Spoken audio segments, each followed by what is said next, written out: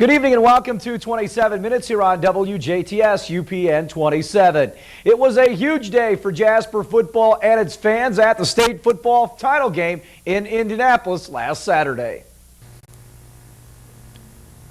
A huge Jasper crowd made its way to the RCA Dome to see if Jasper and their legendary coach Jerry Brewer could win their first ever state football championship. The answer to their question was a resounding yes. The Wildcats played defense first and stopped the high-powered Delta offense by stalling their opening drive. That gave the Wildcats the football and the start of a very productive day of offense. Jasper scored their first touchdown on a Brian Lewis 3-yard run with 2:34 to go in the opening period. Justin Maringer added the extra point kick to make it 7-0 Jasper. Being the state championship game and all, everyone knew Delta would battle back. They get on the board with 10-11 to go in the second quarter when Joey Lynch took advantage of a blown Wildcat coverage and hit Antoine Amerson on a 20-yard touchdown pass. The extra point kick was good and we were tied at 7. Jasper was back on the march. A beautiful pass play from Ben Schmidt to Chris Schmidt set up the next Wildcat score as the two brothers hook up when Chris took the ball away from 3 Delta defenders. A couple of plays later, Lewis scored on another 4-yard run with 6:12 to play. Jasper was up 14-7 after the Maringer extra point kick. Then with 18 seconds to go in the first half, the Schmidt boys were at it again. Ben rolled out to his right and hit a well-covered Chris with a 6-yard pass right over the pylon in the front of the end zone to give the Wildcats some breathing room at 21-7 heading into the locker room at halftime. Schmidt on the day, 6 of 7 in the passing department for 87 yards. The Eagles started the second half by holding the Wildcats to a 3-and-out series, and then they score with 3:08 to go in the quarter on an Aaron Kirchhoff 1-yard plunge to make it 21-13 Wildcats after Jasper blocked the extra point kick. Jasper then answered with a huge offensive drive that perhaps lifted them to the title. It took 16 plays and went 76 yards in over 9 minutes. One of the key plays on the drive was a 3rd and 14 pass from Ben Schmidt to senior tight end Zach Mitchell. The drive was a big one for Brian Lewis, who carried 10 times on the march for 71 yards, capped by a 1-yard run with 5:34 to play in the game to put Jasper up 28-13 after another Justin Maringer PAT kick. Delta then scored a touchdown with 4:35 to go when Joey Lynch hit Chris Jackson on a 9-yard pass to make it 28-20 after the extra point kick. Jasper's last score was set up by a Ben Schmidt scamper down the near sideline, good for 31 more yards before he was knocked out of bounds at the Delta 4-yard line. Brian Lewis then scored his 4th TD of the night with a 4-yard run to make it 35-20 after the Maringer extra point kick. Cade Canese, who helped lead a great defensive effort for the Wildcats, picked Lynch off in the closing minutes to seal the win and give the Wildcats the 35-20 victory and their first ever state championship. I think, Kurt, that no one can really give feelings as to how they feel when they just come off the field with the state championship and be in the dressing room with our young people and the proud display of effort and determination that they put on today out there on the field. They were not to be denied today. Coach, you just came at them with power football, and it just worked up to perfection. Well, we thought coming in there were some things we could do. We thought we could run the fullback boot too, but we couldn't. But I think that we knew coming in we could run the toss. We ran a little better than I expected to run it, but in the same token, it was working, and we knew where their nose was going, and that was what we were trying to take advantage of. I thought the key to the game was probably that score you punched in right before the halftime break. Gave you a little bit of cushion there. Well, that's no question. I was asked as we left the field, how did it feel to be up 14? I said it feels a lot better than being down 14. So I think in that regard, the score, we went to a play that we put in on Wednesday. We got that one from LSU, from Matt, and we ran it, and it worked. Defensive effort tonight was key. They had a lot of weapons, but you got after them up front and were able to flush him a little bit. Well, I don't think, Kurt, there was only one punt by us and one by them, so it was an offensive struggle, but our defense held when we had to. We got to him a few times, and we didn't give them the home run except for the one that we got confused in our coverage in the secondary, and because of that we made a mistake and let them score on that one. You know, I don't think it's a better feeling. I don't think you can go out, you know, any better way. And to tell you the truth, I don't know if Coach Brewer can go out any better way. And I think that's what this senior class kind of wanted to do. Ryan, you were smash-mouthing them all night long. It seemed to be working pretty well. Guys up front did a great job, and you were very powerful in there. Well, our offensive line did a heck of a job once again. And, you know, people questioned our offense early in the season, and I think our offensive line showed a lot of heart and determination coming back and putting an effort like this up. Senior guys, a big group, and not everybody played, but I'm sure everybody was happy to get that win, and that was been a key all year. Everybody pulled together, and it's got to be a great feeling. You know, seniors are a very close class, and we've always been like that, and we'll continue to be like that when we get out of high school. But that's not taking anything against the juniors and sophomores, because we're where we're at today because of the whole team. We just wanted it. From day one, we set out, our goal was to win this thing. We weren't going to settle for anything less. This is a great feeling. This is what we worked for all year, and the offensive line did a great job. We just came out, power, and stuffed it right down their throat, and that's how we got it done today. Wow, this is what we've been going for all season, and I think that main thing was that we all kept a positive attitude out there. Whenever something didn't go our way, they got a touchdown there early. We just kept our heads in the game and kept chugging away at them. You got to give it to Brian and you got to give it to Ben and our backs, because that's why we're up there fighting, scrounging for yards, pushing them as far as we can. It's because we know we got a guy like him that's just going to mow people over, and we got a guy like him that can about out-juke anybody. So you got to give it up to them and our defense. Our defense has been great all year long. I know Gerber and a few of those guys, they just get fired up, and when they get fired up, look out. So. We will have more 27 minutes right after this.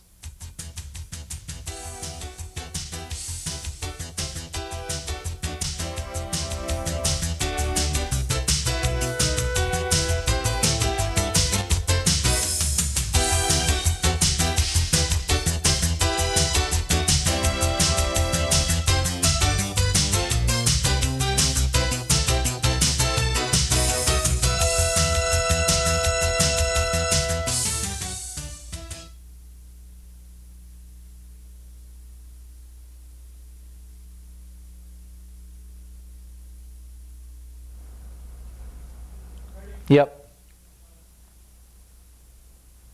Tony Frick visited the Jasper Middle School reality store to see how students were handling careers and household finances. Okay,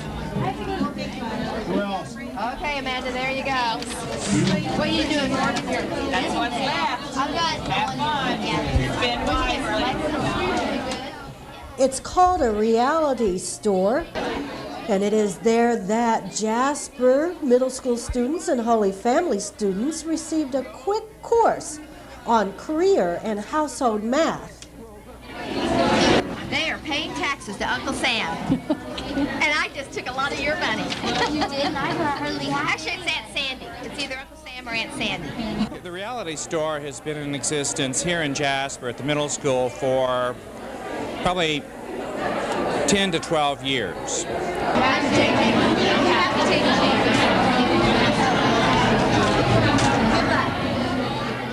They do not get to pick their career. They pull it out of a hat, and the careers range anywhere from about $18,000, a little less than $18,000 a year, up to $45,000. They also have to pull out of another hat a little slip of paper as to whether they have a child or not. You made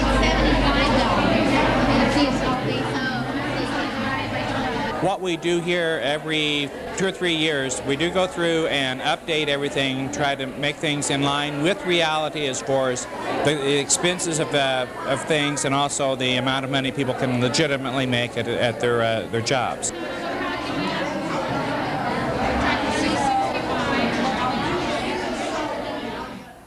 Okay, well, as the name says, reality store, it gives a dose of reality to the students. It also gives an opportunity for the community to interact with the students here at school. We have some 30 to 40 volunteers here helping with the students, and so it's it's a dose of reality for them too, to see the students in a different situation from what they see them at home. What is this? What is this? I only have $11.45 left. Well, since it is the reality store, they kind of learn the hard way about the reality of what, how far their money will go. They have been very frugal with their money for the most part, and they do go with the cheaper brands of the groceries and that kind of thing, and they are taking it very seriously about what things cost and how much they have at the end of the month. That's what we've noticed a lot, is that they are taking it very seriously. We drew our occupation, and I got a computer programmer. I get 20 grand a year. We drew for a child. I have a 6-year-old boy. Then we have to buy a car. We have to get insurance. We have to buy a home for our kid, and we have to get groceries. And you have to buy like a house and clothes and stuff like that. Home interest rates up that high. No, can't afford houses. They really can't afford houses. Right. Do they realize how important they are, or they just can't afford them? I think they realize that they can't afford them, and so they start off with rent. Start off renting. Oh yeah, more renters than buyers for sure. These people are on limited budgets. Can I help you? I had to go over to SOS and file for welfare because I'm poor. So Brooke and I are going to share a house. These are the choices here. Yes, there were definitely more home renters than home buyers. Studio apartment. And having a child could be expensive. You go and pay for like if they would have got hurt or something, or like if they have to go get their teeth fixed or something. Okay, and that's a policy that you take out, or? Yeah. How much did that cost you? $35. A month or one time? Yeah, a month. How many kids do you have? I have a daughter. You have a daughter? Yeah. And what kind of job do you have? I'm a shipping clerk. Okay. Is that the kind of career you would pick for real life? No. What do you want for real life? I want to be a singer or an actress. Now that's going to put you back in the welfare lines. Do you think that? Yeah. As part-time, I'll probably work in a restaurant or something to keep my bills paid. So fill out the whole paper, everything has to be filled in? Yeah, What happens if you run out of money? You go to the SOS booth. And what do? They help you they give you money. Okay, you have to take a loan out, or does it depend? I think they just lend it to you and then you pay them back. The reality store concept had its start when a young single mother came into a girls' club crying because she couldn't afford to pay her rent and feed and clothe her children. As a result, the Business and Professional Women's Club Choice program was written, the goal to convince young women that career education is as important to them as it is for their brothers and boyfriends. It was verified that young men and women with specific goals for their future significantly improved their chances for success in the adult world. Not a lot of money. Good vacation, shouldn't it? I ain't going on a vacation. How much money do you have? Business Professional Women of Indiana began the reality store program under the guidance of Jane Black in 1991. As Jasper middle students found out, vacations and entertainment were hard to come by. No entertainment? I took the max on everything, said 2 things, and I got $39.15 left over from my $30,000 a year. Did you take a vacation? Yeah, I go every 2 years. How many kids do you I have? have a 7-year-old boy. Oh, it's really tough. They have to cut back. They'd rather sell their kids than go on vacation. Line dancing? No! Okay, so let's be real. No vacation? How about an entertainment package? Dinner? Okay, let's 25 altogether. And what did you get for your entertainment package? I got I'm going to St. Louis. Movie and dinner out with a babysitter and rent a movie. Okay, and the babysitter's going to take care of that kid, right? Yeah, I hope so. Okay. For 27 minutes, this is Tony Frick. We will be right back.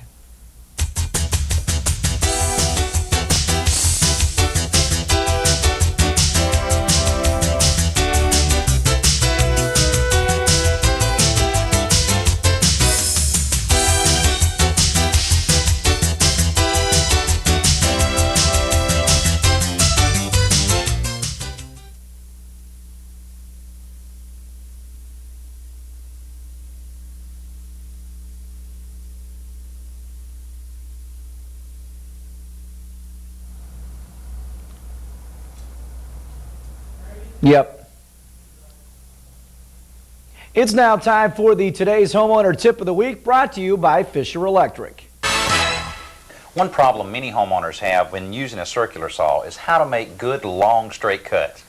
What homeowners typically do, Danny, is they'll clamp a board in place and run the saw along the edge of the board. And that works fine, but when you've got repetitive cuts, you have to continuously move and clamp the board to get the cuts. This is a much easier way. Take a straight 1x2 that's about 3 or 4 inches longer than the base plate of the saw and simply screw it in place parallel to the blade. Then all you need to do is simply align the 1x2 at the edge of the board and make a nice long straight cut. Okay, now what about the wider cuts that so many times you have to make on like plywood or particle board? Right, this system's only good for up to 3 or 4 inches. Beyond that, what you need to do is get a piece of plywood. This is about 1/2 inch plywood cut 12 inches square, and you simply screw a straight edge guide to the plywood. Then you fasten the plywood to the base plate and you make your wider cut. Of course, remember safety. Anytime you're working on a saw like this, make sure you unplug the saw. More 27 Minutes is on the way.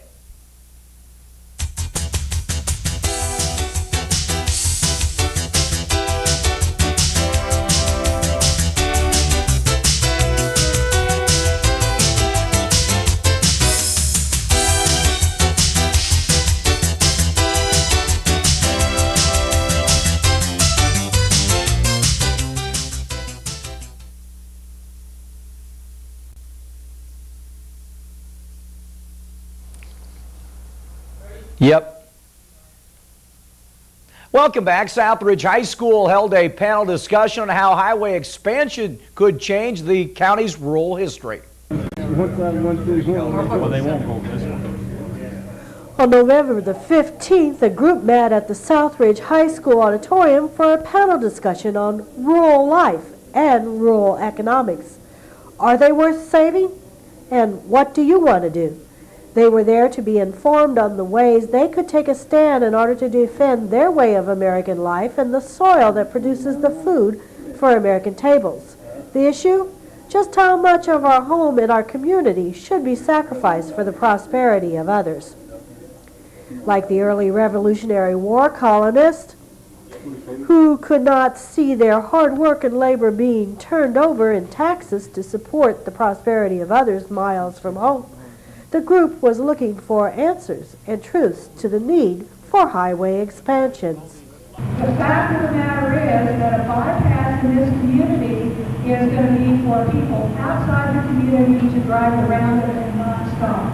Just like all other major highways. Just by simply attending meetings, asking questions, being reasonable. I mean, I understand. The panel discussion was sponsored by the Hoosier Environmental Council, Citizens for Appropriate Rural Roads, Protect Our Woods, Protect Ferdinand Rural Heritage, People for U.S. 231 No-Build Bypass Alternative in Huntingburg, Indiana. Panelists pointed out that 80,000 acres of productive farmland is lost to development each year. But that isn't the way it works. If you look at Indiana, they have more interstate highways than 4 other highways than any other city in the United States. And look at the problems they have up there. Indiana has 1,172 miles of interstate, 10,121 miles of state highways, and 15,375 miles of city streets, and 66,302 miles of country roads in the road system. And INDOT highway budget has gone from $392.8 million in '91 to $797 in 2001. Given the enormous cost of roadway construction, our transportation officials need to investigate a broader menu of congestion relief measures that include other training, including modes, new technology, pricing, land use, and other strategies. It was pointed out that more highways does not necessarily mean less congestion, nor is it necessarily the best answer in all situations to some of our transportation problems. Highway, and businesses that locate there often come from other areas, so in other areas lose jobs while you're gaining jobs. A direct city-to-city center travel system on a 100-mile train system is one answer, or housing in city centers that plan with the senior citizens and elderly in mind may solve some travel needs rather than more blacktops. Some panelists pointed out that the idea that saving a swamp frog is more important to society than saving a family's 100-year-old farm. Such viewpoints put environmentalists and agricultural families at odds, allowing some developers to push highways forward. Yet those same developers are not necessarily billed for the infrastructure and associated costs that come with their developments. Often new industrial development programs seek tax breaks in promise of employment, leaving the town's citizens to pick up the extra in tax payments. There was a lot of farmland lost in the state of Indiana. You just stated 80,000 acres a year. I think the number might be just a tad higher now, but we'll use that number. Thus, cities and towns need to look beyond the surface hopes that development seem to promise. They also need to look at how that development will affect the quality of life for their community. As regards to air, water supply capabilities, and even education needs, and the cost those additional services will bring with them. And she said it's the most expensive route. We realize it's going to take the most prime farmland, but it's going to affect less parks and something else. I don't know.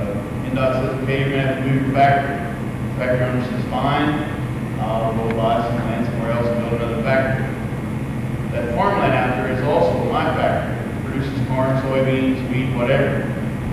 Once that thing's paved over, it's really tough to grow corn on asphalt. It was pointed out that someday we may have to no alternative but to purchase even more food from other countries, and that as oil supplies dwindle, not only will the cost of gasoline rise, but so will the cost of repairing our highways. As one panelist put it, growth brings a need for additional schools. Additional schools mean higher property taxes, and at what point does one stop burdening the growing elderly population with tax increases? Do new highways mean new jobs? Or are they merely speed routes to other sources of big business in bigger cities? For WJTS 27 Minutes, this is Tony Frick. That will wrap things up for another edition of 27 Minutes here on WJTS UPN 27. For the entire crew, I'm Kurt Gutgsell. Have a great weekend.